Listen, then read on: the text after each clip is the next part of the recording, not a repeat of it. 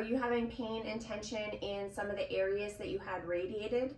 Maybe in your breast, chest, or even side of the torso? Radiation fibrosis is a delayed side effect and it can be really stubborn to treat. I'm still working on it. I did a lot of things to help address this, and cupping was one of the things that I could do on my own that helped the most. This video covers the exact steps to follow. Hi, I'm Erica. I'm a breast cancer thriver and a chiropractor. For a bit of background, radiation fibrosis is the soft tissue injury that results from radiation. It results in hardening, tightening, and shortening of the tissues that were in the radiated field. The onset can vary quite a bit from several weeks, months, or even years after you're done radiation. I did another video on self-massage for radiation fibrosis. This would be a good first step when you're trying to release these tissues on your own. Cupping is then a great addition because it's a deeper and more aggressive treatment in a good way. Cupping acts like a vacuum, so the suction helps to improve blood flow, the movement of lymphatic fluid, and releases tension in the areas that need it. So rather than the tissues being hard and tight, they're a little more pliable and supple over time.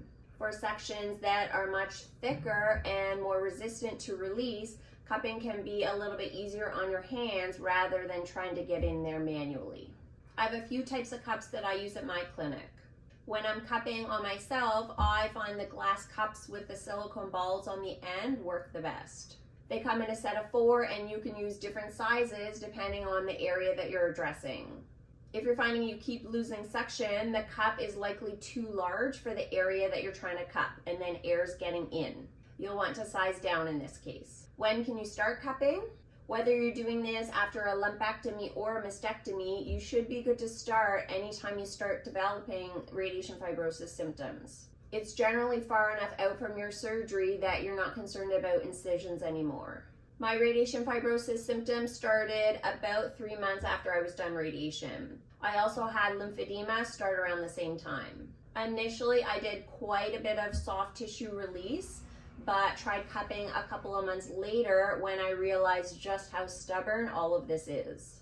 I continued to do this off and on up until my exchange surgery where tissue expanders were swapped out for implants. If you're having a second surgery like I did, I would wait about 12 weeks after that surgery to resume cupping. That's what I did. Check with your healthcare team on when it's right for you to start. You'll want to use some sort of cream or oil for the cups to glide on the skin.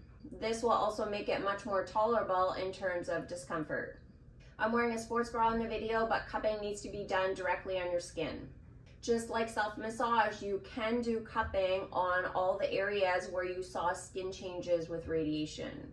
What I ended up doing is self-massage on all of the areas that I had radiated. So breast, chest, underarm, and then into my side torso.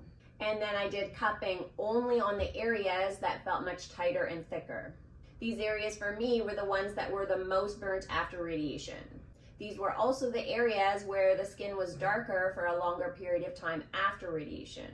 I'm going to review 3 different areas for cupping. The order that you do these in doesn't matter. Like I said before, even though you can do cupping for all the areas you had radiated, you may find it easier to do self-massage on a few areas rather than cupping. The first area would be your breast. I personally did do some cupping on my breast, but a lot of women may not feel comfortable doing this. Some women don't even feel comfortable doing the self-massage on their breast. So if this is you, I would try to focus on working your way up to be able to massage with your hands rather than doing the cupping in this area. The second area is above your collarbone where radiation is done here to target lymph nodes.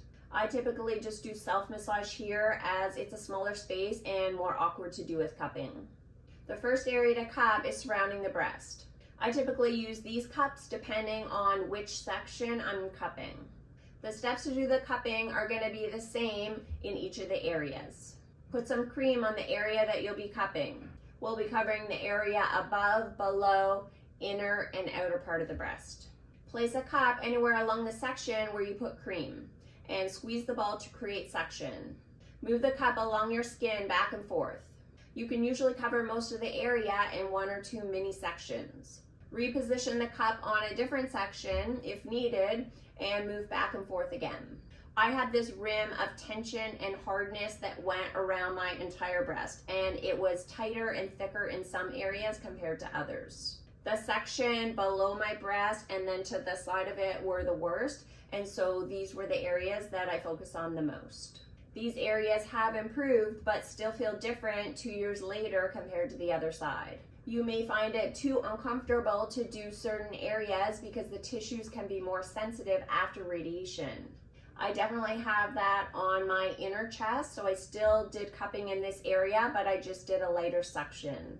Cupping your upper part of your chest is really just an extension of where you cupped just above the breast. I find the 2 largest cups work best for this area. After applying cream, place the cup anywhere on your upper chest. Squeeze the ball so that it suctions the tissue, then move the cup along your upper chest back and forth a number of times. Next, reposition the cup on a different section of your chest and move it back and forth again. You can do smaller sections at a time rather than trying to do the width of your chest in one swoop. Some women can experience almost like a migration of their breast from the tightness and contracture of radiation fibrosis. It typically moves up and out to the side. If you experience this, then cupping and some self-massage of this area can help with this. I experienced this, but it was mild, and I think all of the hands-on treatment, self-massage, and cupping that I did really helped with the position of my tissue expander on that side and that it didn't get pulled up as much. The third and final area to cup is your underarm into your side torso. I typically use the second smallest cup for my underarm area and the second largest cup for my side torso. With your arm raised up, apply cream and then place the cup in your underarm area. Squeeze the ball like the previous examples and then move the cup up and down a number of times. Reposition the cup on a different section and repeat. You can do the cupping from that underarm area down to just below your bra line area. This area can be a bit more awkward to release as you're reaching across your body with your other hand. You can also try using the same side hand and see if that's easier for you. You may notice more tension in the upper part of your underarm if you also have cording. My cording was quite pronounced in this area, so I did feel a lot of tension here. If these cupping tips have been helpful to you so far, hit that like button below. What should cupping feel like? I often describe it as a good pain. When there's so much tension there, it really does feel like a good release when you cup those areas. Cupping tends to be deeper than what a massage would feel like, and if you're finding it too uncomfortable, you can just squeeze the balls on the cups a little more gently, and then there won't be as much suction. It's normal if you have a bit of bruising after cupping, but it doesn't always happen. How much time should you spend cupping? Because cupping is a deeper treatment, this isn't something that you want to be doing every day. Maybe a few days a week at the most. If you were doing really light suction, then you could probably do this more often. You could set a timer for 5 minutes and then work your way through the areas. You could spend a bit longer on the areas that are tighter and thicker. Try this out and let me know in the comments how you do. Thanks for watching and see you next time.